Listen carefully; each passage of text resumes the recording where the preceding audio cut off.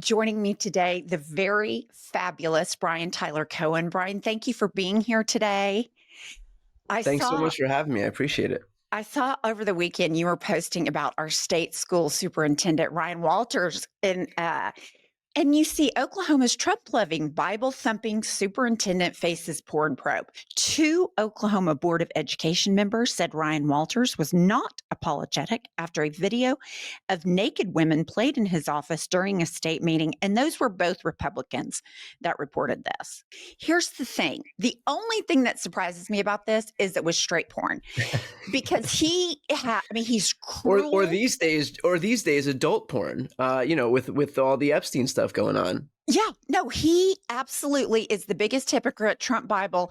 So I loved that, the hypocrisy going on with MAGA. Have you been seeing a lot of traffic about the Free Ghislaine stuff? I have. I mean, the first indication I got that this was happening was Greg Kelly on Newsmax, who floated this idea that she may just very well be the victim in all this. And look, you and I do this every day. It takes a lot to surprise us.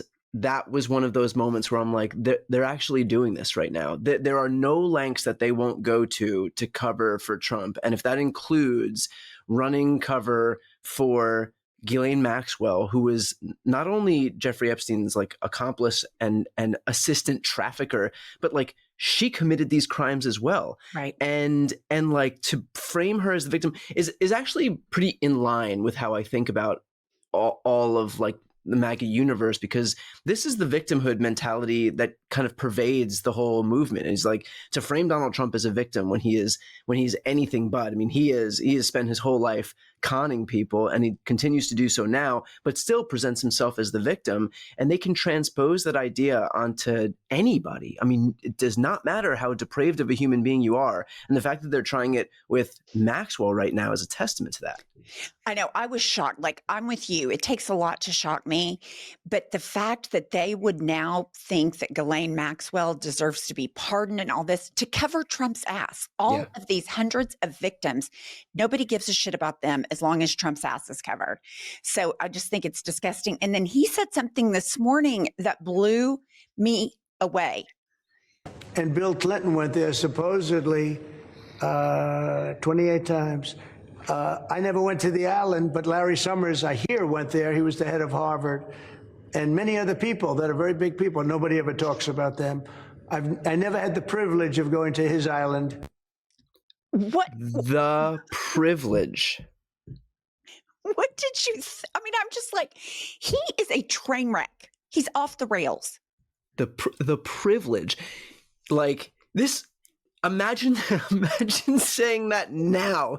We've gone through 3.5 weeks of the worst news cycle of Donald Trump's entire life, where most of the country is okay, what are your links to this famed, notorious pedophile? And the first thing he says 3 weeks in about this is that he didn't have the privilege of going to this guy's island.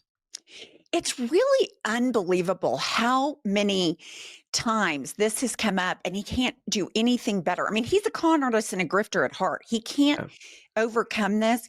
And here's something interesting. I always think when he's throwing out Larry Summers from Harvard and Bill Clinton, number one, I have no doubt Bill Clinton was on there. I've known that from jump, that he was in on this.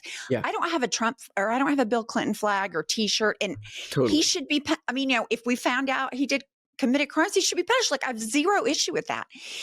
But if he never was briefed on the file, how does he know how many times Bill Clinton was at the island? Is what I want to know.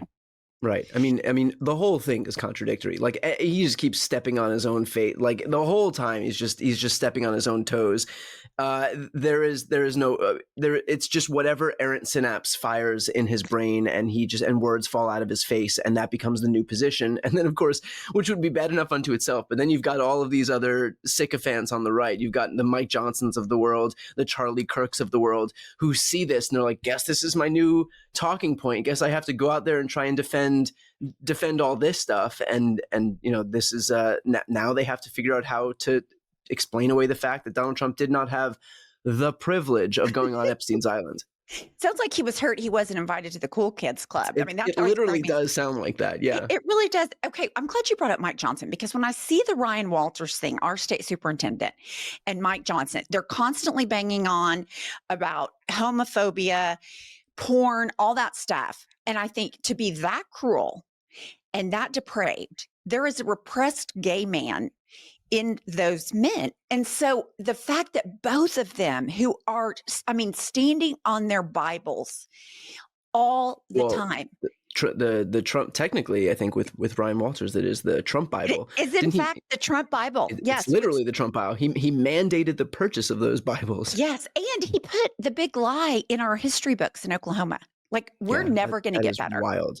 Yeah. But at what point do these people, does the hypocrisy fail them? Or is it just this is going to be a lifelong thing? The hypocrisy, they're just going to ride it, even if they have to crash into a wall.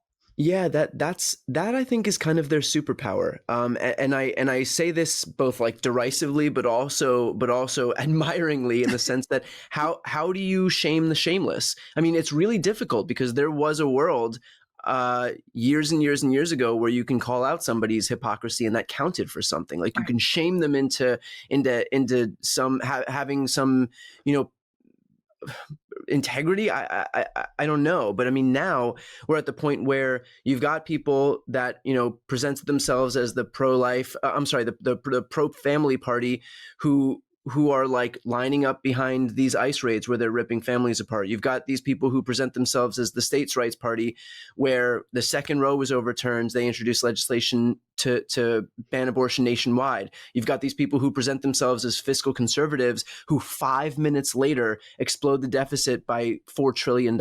And so how do you shame the shameless? How do you talk to people? How do you get something out of people that say one position and 2 minutes later vote for something that would completely undermine your own stated position? That's the difficult part because no one's holding them to account on their own side. I mean, you know, again, like Trump says something and all of a sudden the entire party's North Star just shifts, you know, 10 feet to the right. And so it becomes really difficult to know how to I guess defeat a party that can't be reined in by shame. They're not embarrassed. You know, like I think about Watergate. The reason Nixon resigned is he had so much pressure within his own base. Yeah. And this with Epstein, massive cover up, which I might say there are so many massive corruption things that have gone on in Trump's presidency. This is but the one we're talking about today. His party has enabled him. So I look over the course of the next like 15, 20 years, these people are still going to be around. The people that have made excuses and enabled this kind of behavior. And I'm just wondering, like, will young people ever understand that politics is supposed to be about competent people making legislative policy that helps citizens, or is it always going to be a clown car from now on? Yes, the latter. I You mean, think? I think even, I mean, I think we probably I think I think we didn't understand the extent to which even years ago, politics was always just kind of about vibes.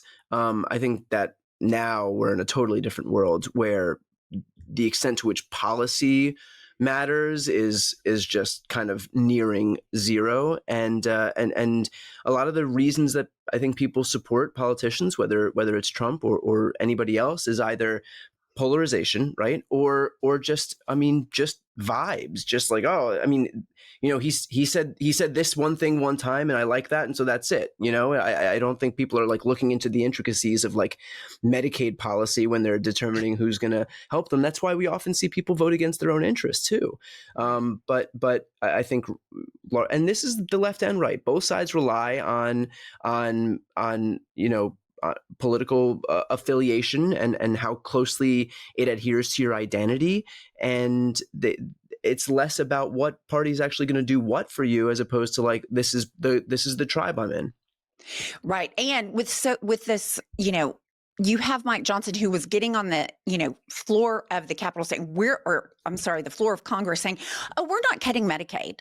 And he Right. says it with a straight face, and so people just believe it, and then Fox Yeah. News echoes. I mean, it's just Well, unbelievable. that's that's the benefit, by the way, of having a media ecosystem that just won't push back and won't even expose any lies that you yourself have told, and it allows all these Republicans who largely appear in those silos, those media silos, to be able to say one thing, do the complete opposite, again, have no shame about it, and know that nobody's going to push back. Hannity's not going to come up there and say, "Well, hold on, you said that you weren't going to cut Medicaid, and now 17 million people are going to lose their Medicaid." He's echoing the same thing that they are. The Right. whole thing is a con from top to bottom. But again, you've got these. First of all, our media is completely bifurcated, so you have left and right, and no one's going to hear anything from people on the other side. And within those ecosystems, I mean, you've got bad actors. You've got Hannity and Laura Ingraham and Judge Janine. I mean, like these are the people that you have to rely on to be able to push back on these Republicans within that ecosystem where right-wing voters actually consume their news.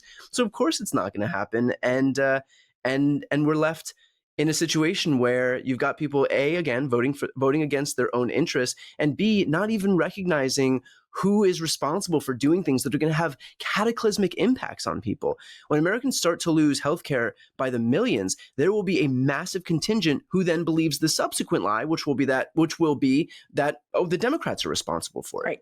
Right. Joe Biden did it. No, Joe Biden did it, totally. One thing I was going to ask you about is Nancy Mace is a case study in just complete unwell. Yeah. So she, and with all on the topic of shamelessness. Exactly. And what's so interesting is like you have Stephen Miller, who is just depraved and cruel and mean, and he likes the torture. And he's running the policy, in my opinion. Trump doesn't give a shit about the policy. He likes the perks. He likes the power. He likes the brazenness. But so Nancy Mace, I feel like this is how a lot of these triple Trumpers feel about these immigrants and how they are watching this with glee. New sheriff in town, I have to tell you, one of my favorite things to watch on YouTube these days are the court hearings where illegals are in court and ICE shows up to drag them out of court and deport them. I can think of nothing more American today than keeping our streets safer by getting those violent criminals out of the United States of America. I mean, I'm just like, your favorite thing to watch on YouTube is people who are going through the legal process as it is supposed to be followed and being arrested. And then you just throw in their criminals, but we never know. We don't know if they're criminals. Yeah, Nancy Mace's only longstanding principle is more attention for Nancy Mace. And she knows that if she says outlandish things like that on the internet, that she gets attention from people in the farthest fringes of the MAGA base, and she gets her likes and her clicks. And that's all Nancy Mace cares about. Nancy Mace will go wherever the wind blows. She stands for literally nothing, again, other than attention for herself. And so she'll say whatever she has to say to get a rise out of people in hopes that people will then talk about it. But that's all Nancy Mace stands for. And so we will continue to see her descend into the depths of depravity because so long as she can get another eyeball, whether it's making herself the hero or the heel, doesn't matter. She just wants people to look at her. She is the worst of politics. She is like the worst of humanity. And she puts that on full display without an ounce of shame. No, I completely agree. And I could sit here and talk about Stephen Miller until my head fell off. Like Terry Moran didn't go far enough with hatred as his spiritual nourishment. I feel like Nancy Mace goes right into that category. Yeah, you want to talk about people, hometown, not exactly heroes. Stephen Miller is from Santa Monica, which is, I'm sitting here in Los Angeles right now, and it just chips away at my soul to know that somehow Santa Monica, California, churned out somebody like Stephen Miller. Right. It seems like he was made in a lab in Hollywood, like the Frankenstein character. Maybe that's the way you explain away his Los Angeles connection. Is like we've created a hell of a lot of villains in this city, and usually they're fictional, but every once in a while we get one that's real. Absolutely, and he is the worst, in my opinion, of this whole administration. I mean, and that's you have a lot to pick from. Brian Tyler Cohen, thank you so much for joining me today. You can follow Brian. You're everywhere. YouTube. YouTube. I mean, all the platforms. My main platform is YouTube, though. Yes, I watch you on YouTube, and I love your social media too. Well, thank you. I appreciate it. Thanks for having me on. We'll see you later. Thank you.